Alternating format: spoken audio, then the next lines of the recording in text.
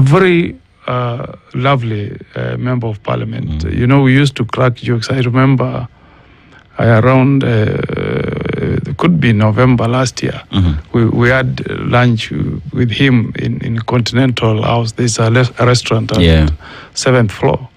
And, you know, we were cracking jokes and telling him, you're always jovial, smiling. What is the secret? And he said, you know, in Parliament, I'm among the few MPs who just married recently. So I'm new in the business. So he said, my wife assures that I'm always jovial. Yeah. So my deepest condolences to the family, to the young family, and to the people of Emurua Dikir. Joanna Ngeno just married the other day. Yes. So my condolences. May the Almighty God rest the soul of our dear colleague in eternal peace. Amen to that. Yes, it is really sad. It is sad that we saw that over the weekend. And to the people of Emurua Dikir, poleni sana, and to you members of parliament as well, poleni for losing a colleague. I can tell you that Ngeno was an emerging leader. Though he represented Emurua Dikir, I think he was being nurtured to be one of the leaders that will take over from President Ruto when he retires, at least within the Kalenjin community. I was in a funeral 3 weeks ago when we were burying the mother of Senator Mandago. And I sat with a number of MPs and I could listen. You could hear, that Joanna Ngeno was really featuring, and he was loved by the people of Emurua Dikir. Yeah, he was really loved. So it's a very sad death, sudden, a death that I think could have been avoided. He wasn't sick. It's a chopper accident. Very sad one. But deaths are destiny for all of us. Yes, for all of us, yes. So there's very little we can do at times. Yeah. Let's just wait for the investigation and we'll know how to proceed from that. Senator, welcome. So we're talking about state expenditure and opulence and who pays the price. We are in studio with Okongo Morgan, who is Senator for Nyamira County. Senator, so we find ourselves as a country in a situation where state expenditure has been seen being high in the country. You know, we talk about like here the papers on Kenya's bold newspaper Standard. It was on Friday. The state buffet millions, you know, how we are spending that and all that. And one asks the question, even as we have the dream of going to Singapore, a dream of becoming a devolved country, are we able to end there if our expenditure is not tandem with our ideologies and our ideas and our vision as a country? Yeah, you know, when you look at that expenditure, you wonder whether people take imported beef and imported chicken, to host people for a banquet that costs 123 million. In a poor country like Kenya is a slap in the face of many Kenyans who are suffering. Even as I answer you, the situation on the ground, you normally call this situation room. Yes. The situation on the ground is really bad for many Kenyans. I was reading some reports last week telling us that more than 16 million Kenyans are not able to meet basic food requirements. Basic. You know, when somebody tells you basic, it means these are Kenyans who could wake up on a morning like today and they're not able to put breakfast on the table for their families. More than 16 million. I was also reading another report that was saying that increasingly now, people who are retiring, the senior citizens, the pensioners, are increasingly supporting Kenyans aged between 18 to 25. No, I think it was 18 to 35. Meaning that there are many Kenyans out there who are unemployed. So when you see the government splashing 123 million shillings for a state banquet or party, it is a reflection of a government that has lost touch with the common mwananchi. It gives you a picture of a government that is very insensitive to the situation in our country. And the sad part is that we as parliamentarians, especially National Assembly, and because that's where we have budget and appropriation, that we let some of these things go, because I haven't seen for a while the person who is in charge of some of these very, I will call them careless expenditures, being summoned to Parliament to answer the hard questions. That is this really a priority? What's wrong if you called people to State House and you gave them tea and mandazi and you did a national function and that is it? I can give you an example. When I was serving as a president of Law Society, I was invited by one of my very closest friends in the political arena, former CS Agriculture Munya, to attend his swearing-in ceremony in State House under the presidency of Mwai Kibaki. And you know, I thought going to State House, I should not even take breakfast. So we arrived in State House, and do you know what Kibaki served us? It was me, Munya, Mudaura, who was the head of public service then. We were just given tea and mandazi and a sausage in that ceremony, and that was it. And that shows you a president that was very keen not to have very flashy expenditure in White House, not White House, in State House. It is white in color, Kenya, actually. In State House. Yeah. So I think the process of budget making process, if we now boil down to who should carry the blame in this expenditure, it starts with the State House giving Treasury their wish list.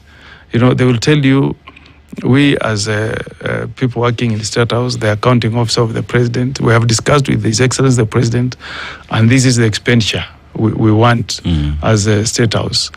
I think in the current budget policy statement, they are pitching for a cool 20B. Yes. Okay? I think when President Uhuru was retiring, he was allocated 6B. And part of that money includes the retired president benefits, money that was going to be given to support his officers retiring, blah, blah. So when you see the State House sending a wish list of 20B, it goes to Treasury. Treasury does not question. And remember, the Treasury is headed by the donated CS from ODM, Mbandi, because I think that's what I hear people say, that either it's donated, whether it's a corporation or it's a coalition, nobody understands these things. And then it comes to Parliament, and Parliament gives a tick. Like this week, Parliament will be debating the budget policy statement, either to agree with that wish list or to say no. So to summarize what you have asked me, there is no way we are going to reach Singapore. And I think, I don't want to put it literally, but to put it in a more, how can I say it? Metaphoric for me. Yeah. When we say we want to go to Singapore, we simply want to drive Kenya to the first world status. Yes. What we are telling Kenyans is that we are going to give you quality Medicare. We are going to give you good roads. We are going to ensure that all Kenyans access employment. Because if you go to Singapore, it's zero in terms of unemployment. In fact, about 30,000 guys cross the border from Malaysia to come and work in Singapore. So the job market is surplus, okay? That's what we are telling Kenyans. We are telling Kenyans that we are going to ensure that their income is what is accepted internationally for people who are the first world. Meaning, you're not going to have any Kenyan surviving on less than $1. There is no way we are going to attain those status if we continue with the kind of expenditure we are seeing. Yeah, Senator, because you see, when you talk about wastage in public service, right, one asks the question then, because if you go back to the 10-point agenda, it was actually a key item. That was an item number 9, which was stopping wastage of public resources. And this was, one would say, a deal that was entered into between former Prime Minister and ODM leader Raila Odinga and William Ruto. And it was at the height of, because you remember during the Gen Z demonstrations, right? June 2024. June 2024. Some demands were that we need to see value for money. We need to stop the wastage that we see today. And even the president himself, when he was giving that statement outside the State House, he said, we will have to, because I've rejected this bill, what we'll have to do is we'll have to tighten our belts. We'll have to see which loopholes to close for us to be able to move forward. But we look at what has happened 2 years down the line, and it seems as though even the 10-point agenda was just a story, which asks the question then, when we hear the political class, let me say, when we hear the president talk about stopping wastage, does he mean it?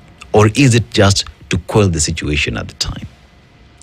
Yeah, I think. Or did they mean anything on that 10-point agenda? The 10-point agenda was a good thing, and if everything was followed up with implementation, it could have made some difference.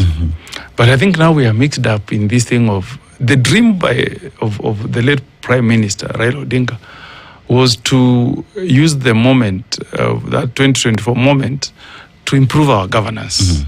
To have more discipline in government expenditure. And you could see how those points were all crafted there, okay? And to, in a way, to also protect our fundamental freedoms and human rights by saying if you armed some Kenyans, you killed Kenyans, you must compensate them so that it becomes a zero-sum game for government. Really, not that we celebrate death, but to show that if you kill Kenyans, you must pay for it. You get it. But we didn't follow up because we have now gotten ourselves mixed up into this thing called, I don't know, is it coalition? Broad-based government. Is it broad-based? Nobody understands it. Because it is the minority side where ODM actually is the leading party, lead party, that should be putting the government on toes to implement the 10-point agenda. But we have kind of abandoned that route, and we are now putting a lot of emphasis on two-term. A party that should be putting the government to account is more swallowed into this thing of President Ruto must get a two-term. It is a sorry state from our side, because that was not the dream of Raila Amolo Odinga. You don't hear those conversations anymore.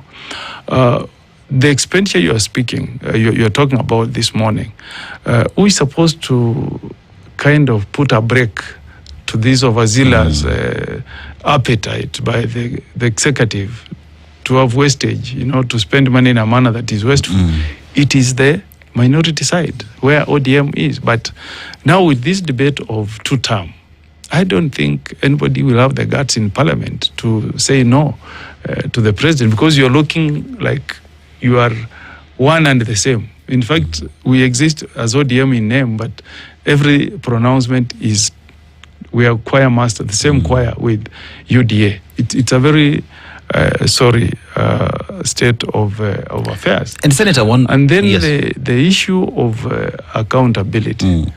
When is the last time you had a minister or a CS walking through the revolving doors of EACC? When? Never.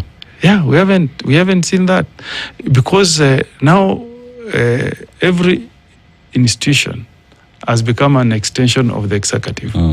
They are more concerned with not annoying the president. Yet, if you look at the Kenyan Constitution 2010, the aspiration of Kenyans was to create independent institutions that can improve our governance and hold people to account. And then sadly, our own parliament, we have not been very aggressive in pushing for accountability. If you go to the US, they have what they call government Accountability Office, GAO. That is the watchdog of Congress.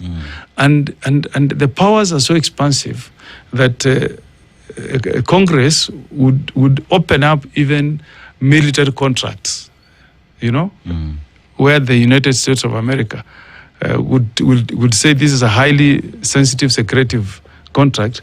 Congress is allowed to dig deeper into that. But how many times have you seen, and this, I have nothing against our brothers in National Assembly, but because of the way our Kenyan constitution is framed, that is a responsibility of National Assembly. It's not a responsibility of Senate. As we deal more with our governors. Yes. But you don't see control of budget being summoned, for example, to come and defend that expenditure. The way you saw Governor Cecily Mbarire from Embu was questioned on the 10 million she spent on a meeting of border riders. The way the governor for Vihiga was questioned 5 million shillings on the 5 million for house warming. Have you seen that on state offices? Have you seen it? So there is, I think, some letdown from our brothers in the National Assembly. And why it is important that they really become more aggressive, more pronounced in this accountability. When you are asking these questions, you give hope to Kenyans. You also do what we call deterrence. I don't think Governor of Vihiga or Tichilo or Governor Cecily Mbarire will repeat what they did after what they went through the Senate and after the good work that was done, the exposure by the media. After that news went out there, that also works as a deterrence. But if you let the control of State House get away with it, without him being called to Parliament to answer the tough questions, we are failing in our accountability as House, as Parliament. That's why I will make an appeal this morning that let us rethink this thing of broad-based. Because broad-based is actually killing the accountability mechanisms that are in our 2010 Constitution. If we all start singing to term, and as we gear towards elections, you will see plundering of and misuse of public resources in a way that has never been seen in any other time in our history. Senator, I want to take a short commercial break, but when we come back, the question then would be, Senator, you've mentioned in terms of, it seems as if members of Parliament are unable. Question is, are they unable or unwilling? When we come back after this short commercial break, we continue the conversation on wastage and who pays the price. This is the Situation Room, the only way to start your day. This is the Situation Room, the only way to start your day. Around the standard. The government hasn't learned much, and even when you look at the policy, budget policy statement, that the government still wants 20 billion to be allocated to State House, whereas very strong economies like South Africa, with the equivalent in Kenya shillings, I think their budget is over 20 trillion. Ours is 4.7 trillion. But the president is allocated only 4.9 B. State House in South Africa. In the US, as a president, you cannot do private functions in White House and get funded by the taxpayer. You cannot hold your political party meetings in the White House and charge it to the exchequer.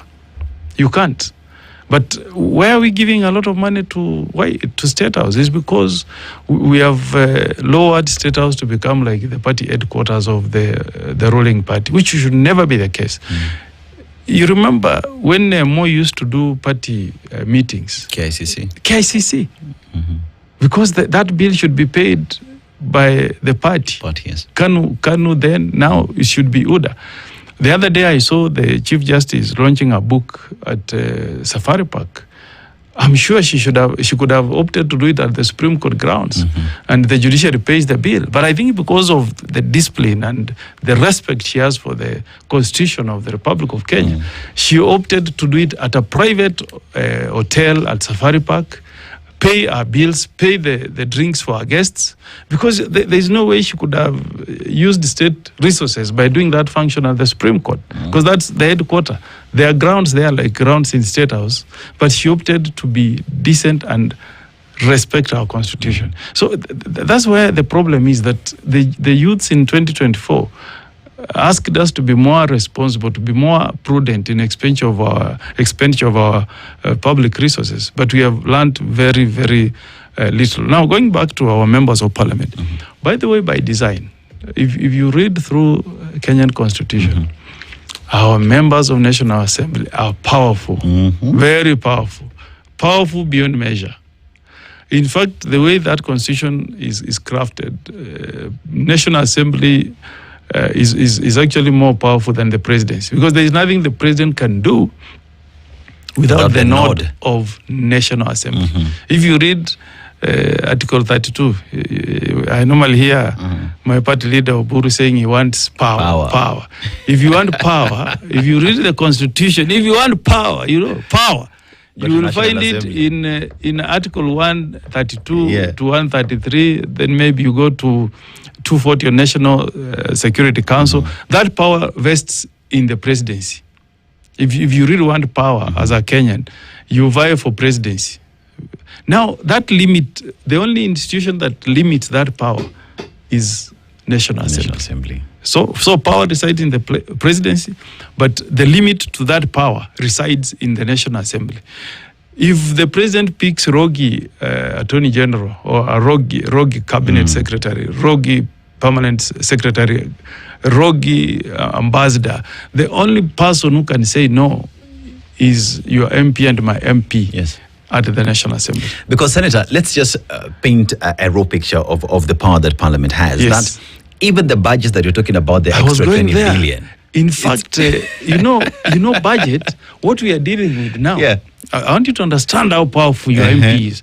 The budget we are dealing with is what they are calling wish list from the ministries. And do you know why they are coming to seek a nod so that they proceed further? Parliament. Which committee? Budget and Appropriation Committee of the National Assembly. That committee can today say they have rejected this allocation of 20 billion State House down to 10 billion, and the president will do nothing about it. They are the guys who will finally receive the budget statement itself now from the CS Treasury to Parliament. And again, when you present that budget, they can move money from one department to the other. They can say, we have not made enough provision for health. We move it to health, move money from security to health, move money from State House to education. That is how powerful that committee is. That committee can also initiate the removal of a cabinet secretary if they wanted. If there is misuse of resources, they can engineer a removal of a cabinet secretary themselves. Once they pass a resolution, the president is bound by their decision and fire that cabinet secretary. They can say no to a nomination from the president for you to serve as Kenya's ambassador to which is the best country, to the UK. If you are nominated today, that's how powerful that committee is. That committee under Article 125, not that committee, that House National Assembly. Under Article 125, they enjoy powers of the High Court of Kenya, in that they can summon anybody, including the controller of State House. If they decided today, they can summon him to come and explain item by item how he spent that 123 million. So to answer you, Parliament is not unable. It's just that they are unwilling. The power is there, donated through the 2010 Constitution, through our standing orders, but it's only that our members want to just let go some of these things. I think they want to be more aligned with the executive than sitting as an independent house that can put checks and balances on the government of the day. You know, when we talk about a limited constitution, like what we have is a limited constitution, like the US. It means that this constitution has limits on what you can do, okay? Even if you are the president, there is a limit as to what you can do. You can only do certain things as permitted by our laws. So in budget making, you cannot appropriate money unless you have been given a nod by our brothers in the National Assembly.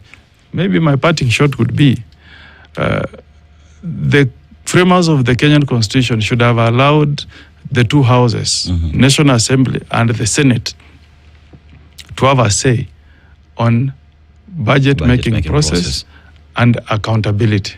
Yeah, just the way it happens in Congress, US. Because, Senator, you see, we would take that 10-point agenda and that specific subject in terms of wastage, right? And one would then hope that that document would have been taken by the National Assembly, looked at what exactly do we want to achieve with this item number here, right? We're supposed to stop wastage and look at areas within which expenditure of the country where there is wastage.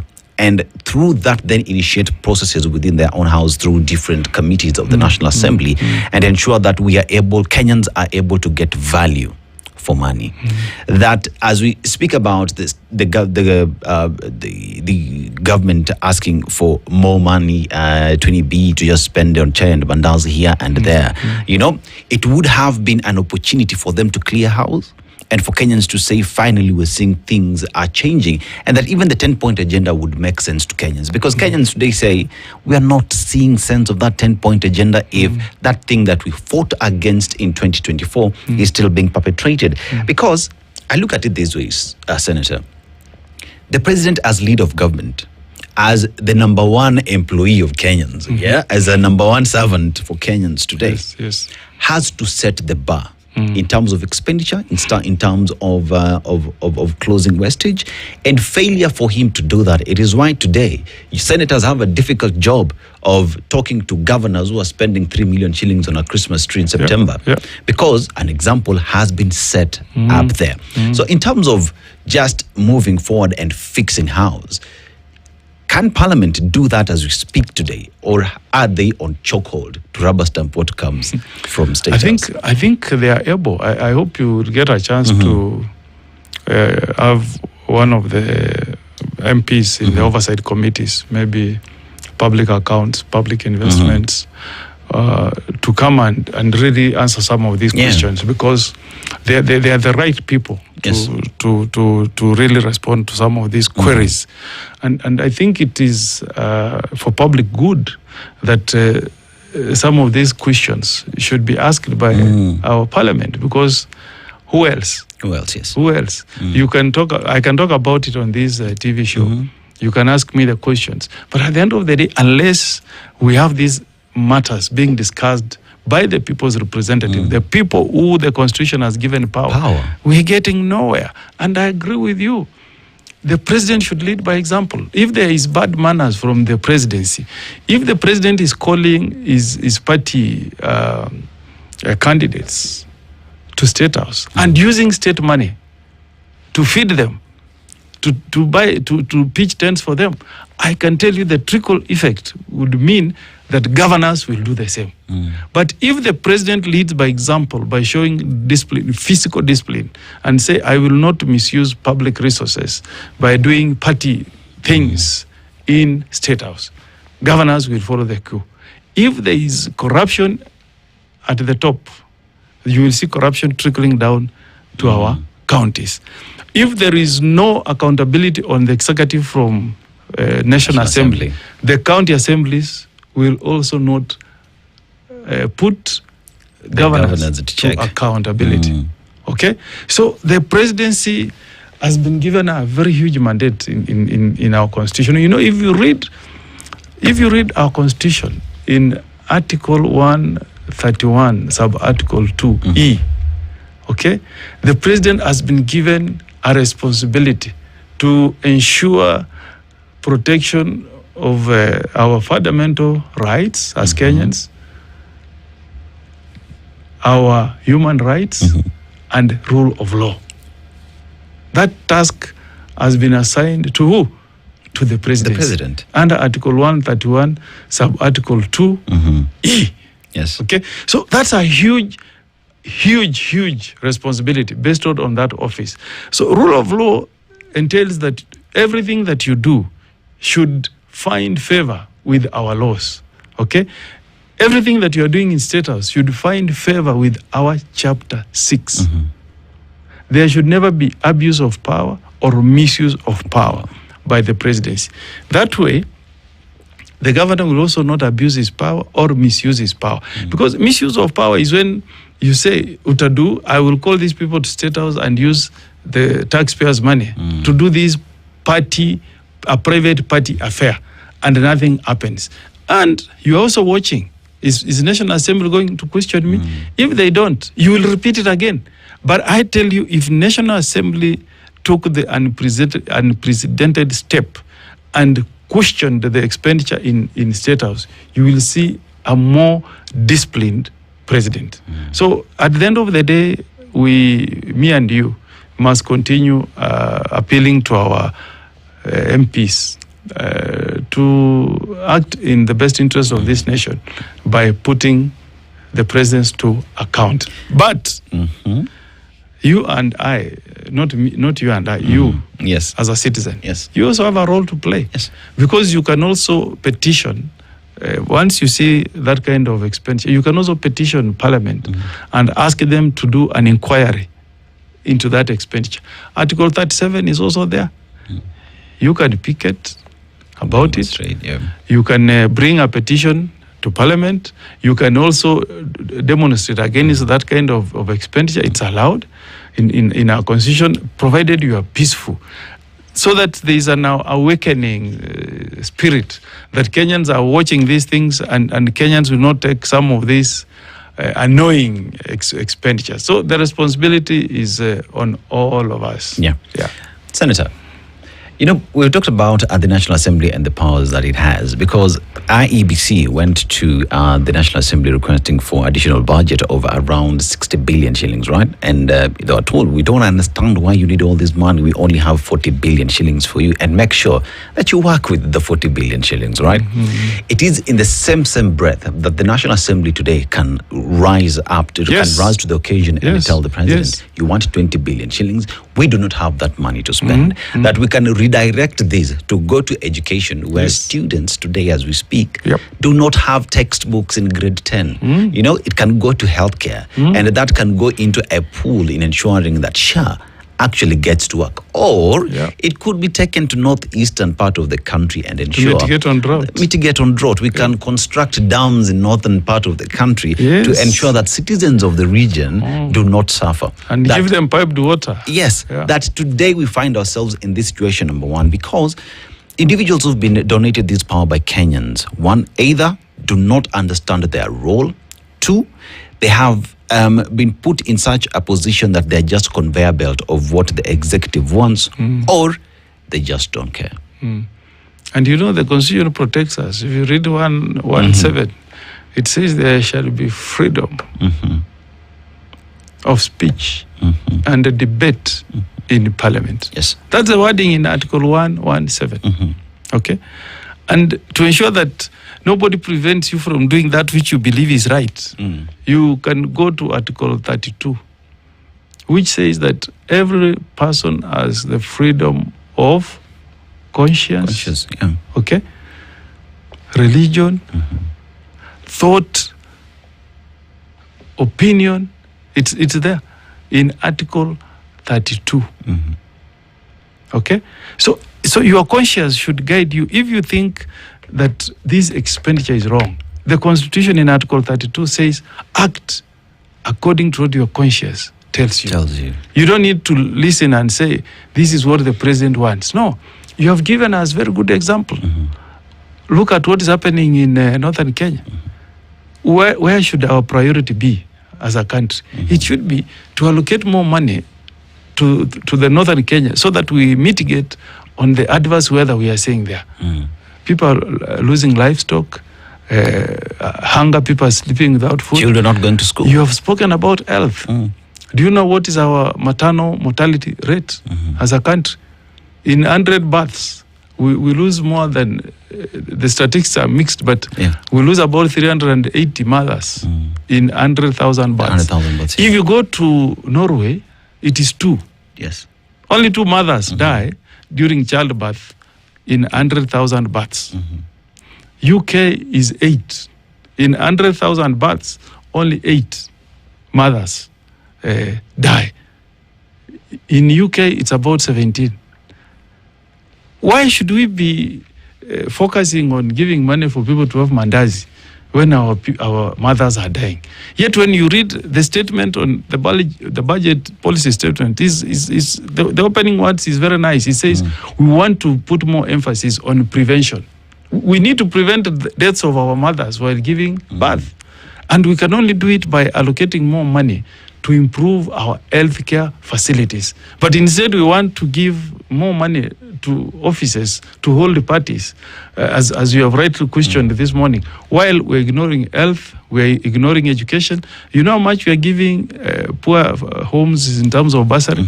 School fees is about 58,000. You give a mother or a father 2,000 shillings as bursary.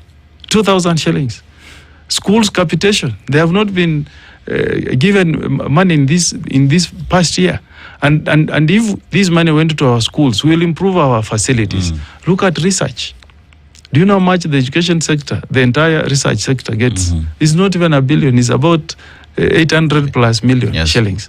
Yet, research is where we need to lay emphasis on, because when you are investing on research, you can do research to improve our food security. You can create a health population because you'll do more research on what is causing disease and how you can prevent those diseases, etc. But what we are doing, and also innovation, because if you have more research, you will have more innovation, and that's how we are going to have more industries coming up, because there will be innovation, new inventions, and etc. So what you're telling us this morning is annoying. It's annoying to any Kenyan. It should be. Yeah, it should be. So I hope that National Assembly will come to the rescue of Kenyans, because that is the last line of defense for Kenyans. There is the wish list that has come from all these ministries, but the only guys who can give us a buffer zone, the defense line, is National Assembly, Budget and Appropriation Committee. I hope they will do something. You know, today is the 2nd of March, right? And the deadline for the implementation of the 10-point agenda is 7th of March. 7th, so we have 5 days. Yeah. I want to ask the question, how would you rate the implementation of the 10-point agenda? And do you think we are able to tell Kenyans that this is the document we had and this is what we have achieved? We have performed dismally. Other than on IBC recruitment, those are the bills that were rushed to the House, and we were able to enact them and pass them. But some are still, election law is still pending. You know, like the proposal to criminalize creation of non-existing polling stations. That law has not been passed, because we passed it from Senate, we sent it to National Assembly. It has not yet become law. So that one has not been implemented, okay? And that's very critical. The issue of alteration of electoral results, like what I saw in Isiolo, where somebody declares results in a polling station where the totality of votes cast exceed the total registered number of voters. You know, that under the 10-point agenda, that was to be criminalized. Okay, if you do any alteration in an election result, that was supposed to be criminalized and become an individual responsibility of the presiding officer. That law has not been passed yet. Went to the National Assembly, has come back to us. It is still pending in the Senate. We wanted to create a cooling effect, so that senators can have some independence, like in other countries. You see, what countries like UK, like US have done, and Australia, is to separate the term of senators from the term of the president or the prime minister in the case of Australia by giving senators a longer tenure in office. US, you do 6 years. Australia, you do 6 years. House of Representative in the US, they do 2 years. In Australia, they do 3 years. So that there is no pressure like now we are going to an election next year. If a senator is going to leave office 2 years after President William Ruto, he will not fear that the president will decampaign me or deny me a ticket. Okay?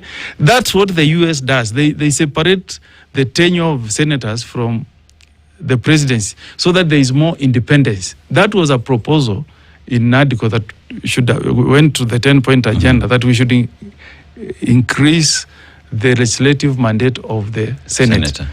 That has been thrown under the carpet. Okay?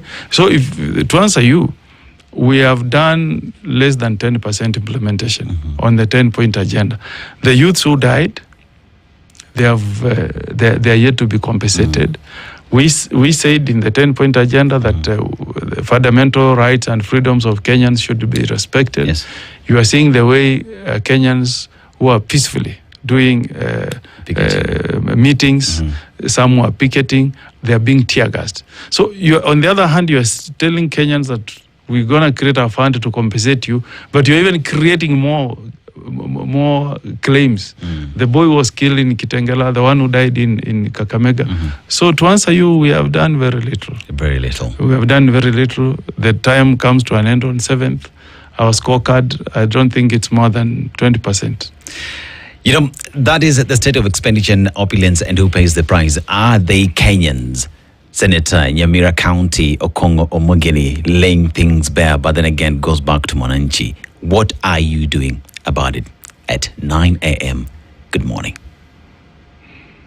This is the Situation Room, the only way to start your day.